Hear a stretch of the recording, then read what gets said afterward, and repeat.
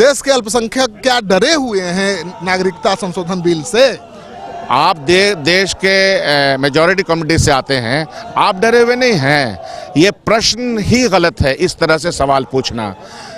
हमारी पार्टी ने फैसला लिया इस विधेयक के खिलाफ और सोच समझ के फैसला लिया कि जो कॉन्स्टिट्यूशन का आधार है, जिन बुनियादों पे कॉन्स्टिट्यूशन असेंबली से लेकर अभी तक देश संविधान संगत चलता रहा, उसके विरोध में और उसके विरोधाभास में आज की सरकार ने बिल लाया है।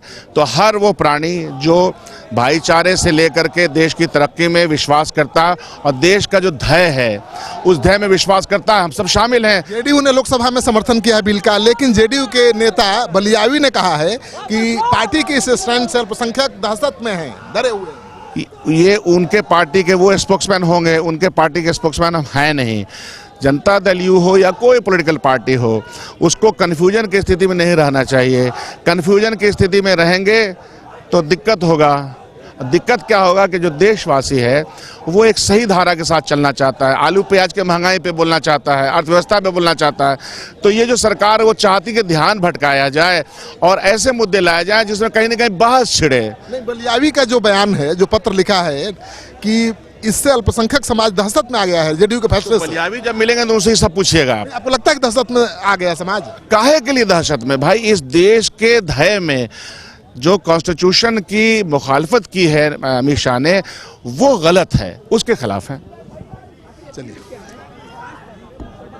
क्या तो एनआरसी नागरिकता संशोधन बिल से कितना डर लगता है? एनआरसी से कितना डर लगता है? जिस तरह असम में इन लोगों ने करके दिखाया, 19 लाख लोगों को बाहर कर दिया। सिर्फ मुसलमान विरोधी नहीं है, जितने भी लोग हिंदू हो कोई भी हो। अब अमित शाह जी ने कह दिया कि सिर्फ मुसलमान को छोड़ के बाकी शरणार्थी हैं, तो ये भेदभाव तो बर्दाश्त नहीं किया जाएगा ना। इसलिए डर का माहौल पैदा हो रहा है, क्योंकि आसाम में जो करके इन्होंने दिखाया वो तो सही नहीं है। ईमानदारी से बताइए, किस तरह का डर है? देश में आपको द्वितीय नज़र से देखा जाएगा, सेकंड सिटीजन आपको करार कर दिया जाएगा। हो सकता है कि वोट करने की आपकी जो डेमोक्रेसी में दी गई ताकत है उसको छीन लिया जाए।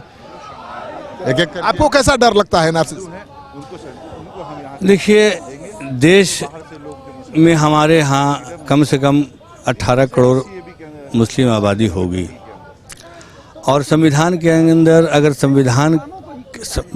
लोकसभा में अगर संविधान के विरुद्ध कोई बात होती है तो देश के लिए अच्छा नहीं है।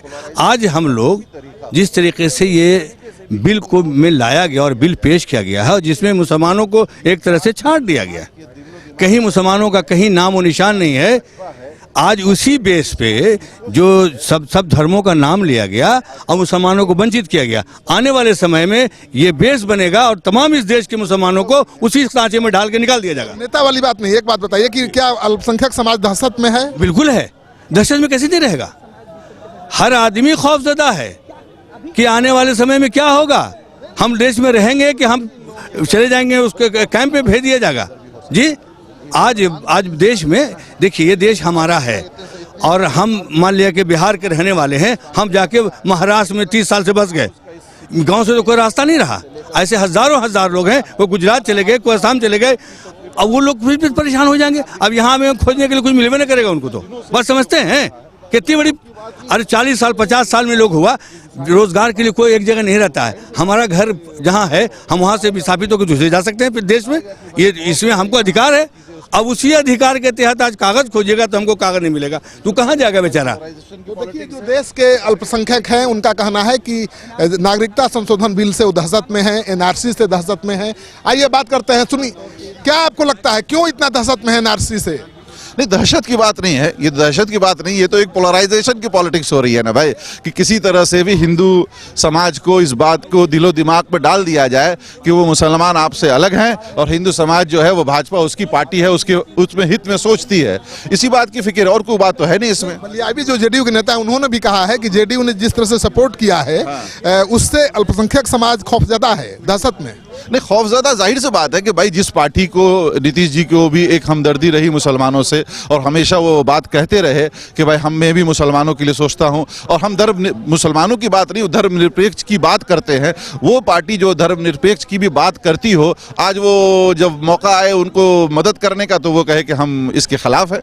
तो जाहिर सी बात है कि भाई आप पर अगर मैंने भरोसा किया है और करते रहे मुसलमान उन पर भी, तो आज आप कहे कि मैं आपका साथ नहीं दूंगा, तो ये जाहिर सी बात है कि आपको खौफजदा हो गए आप। तो देखिए, जो नीतीश कुमार का जो सेकुलर क्रेडेंशियल रहा है वो बहुत हाई रहा है।